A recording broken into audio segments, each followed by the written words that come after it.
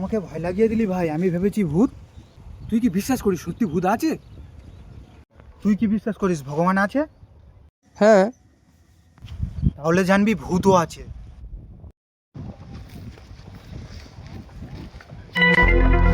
ও রাহুল!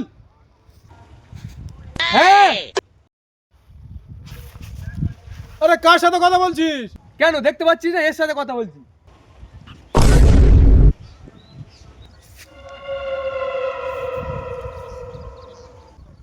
ভাববে ভূত।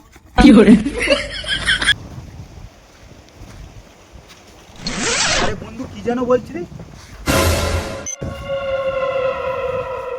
আরে বাবা এরাও মনে হয় ভূত।